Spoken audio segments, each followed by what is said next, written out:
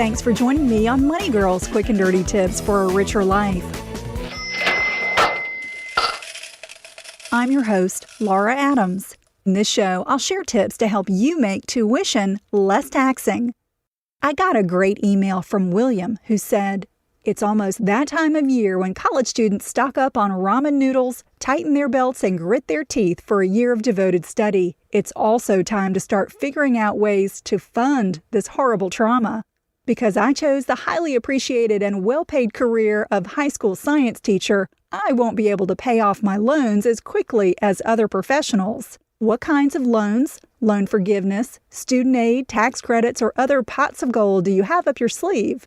Thanks, William. Whether you're a young college student or an experienced professional who's decided to head back to school, getting accepted into a great program is just half the battle. The other half is figuring out how to pay for it. So let's start with the most obvious way to reduce the cost of education. Have someone else pay for it.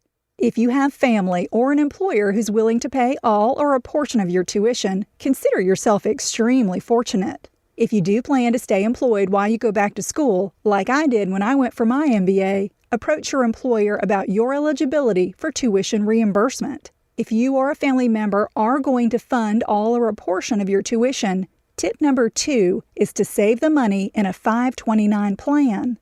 A 529 is a tax-favored account that's become the most popular way to save for higher education.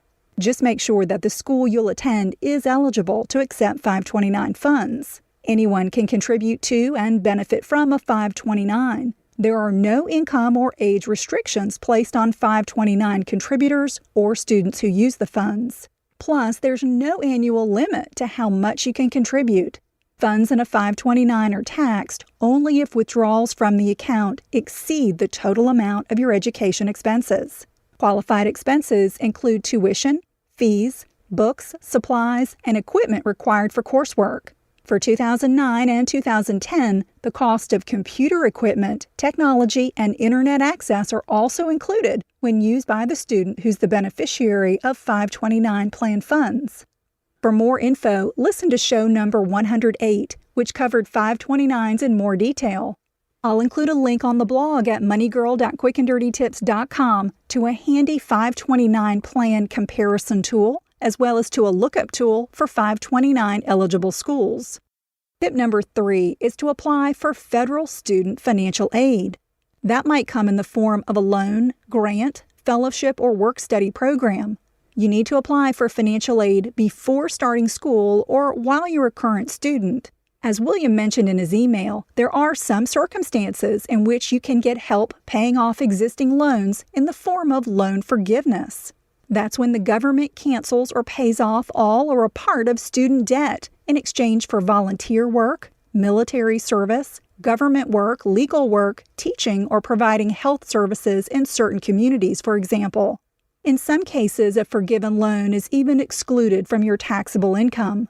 There are hundreds of programs available, so I'll refer you to the loan forgiveness section at finaid.org, which is an award-winning website packed full of information and tools related to student financial aid. Even if you think you earn too much to qualify for student aid, I recommend that you submit an application anyway. You may find that you have more options than you thought. Submit the government's online free application for federal student aid at fafsa.ed.gov. You can apply in advance before you're officially accepted into a school's program. If you don't qualify for federal student aid, tip number 4 is to ask your school if they offer any type of financial assistance. Quickly contact your institution's Director of Financial Aid because those opportunities usually get distributed on a first-come, first-served basis. If you can't get any type of aid or you need to borrow an additional amount to foot your education bill, tip number 5 is to consider low-cost private funding. There's a growing online network at tuitionu.com that introduces students to a community of unique and low-cost financing alternatives, such as peer-to-peer lending, not-for-profit credit unions, sponsors, charitable donors, as well as traditional lenders. Now back to saving money on the cost of tuition. Tip number 6 is to lower your taxes by taking a new education benefit called the American Opportunity Tax Credit. It modifies what used to be called the Hope Credit, making it available to more taxpayers. The income limits to qualify have been increased to $90,000 for singles and $180,000 for those who file taxes jointly. The credit pays up to $2,500 for tuition and related expenses, such as books, supplies, and equipment that you purchased in 2009 and 2010. The American Opportunity Tax Credit is also partially refundable, which means that even if you don't owe any tax, you can still get a portion of your eligible credit as a tax refund. You claim it by submitting IRS Form 8863 with your tax return. Tip number 7 is to take the tuition and fees deduction, which can reduce your taxable income by as much as $4,000. This deduction is for the cost of enrollment and course-related books, supplies, and equipment. You can take it even if you don't itemize deductions on your tax return. However, there are income limits for eligibility, $80,000 for singles and $160,000 for married couples filing jointly. You can claim the tuition and fees deduction by submitting IRS Form 8917. But please note that you can't take this deduction if you also claim an education tax credit in the same year. You must choose to take either the deduction or the credit for education expenses. The IRS doesn't allow you to double up on tax benefits. Tax credits usually offer more tax savings than tax deductions. Calculate your taxes both ways and then choose the option that lowers your taxes the most. And my final tip, number 8, applies once you start paying off a student loan. There's a tax deduction you're permitted to take for the interest you pay on your student loans each year. Yes, it's called the Student Loan Interest Tax Deduction. It can reduce your taxable income by as much as $2,500.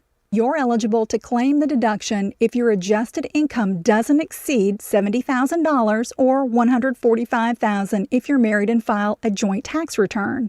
You can take the student loan interest deduction even if you don't itemize deductions on your return. To claim it, just enter the allowable amount on your tax return. There isn't a separate form that you have to submit. Find a worksheet in the IRS Form 1040 or Form 1040A to help you figure the deduction. William, I hope those are enough pots of gold to get you thinking about all the many ways to make the cost of getting a good education more affordable. If you have a money question, email it to me at money@quickanddirtytips.com. I'm glad you're listening. Cha-ching! That's all for now, courtesy of Money Girl, your guide to a richer life.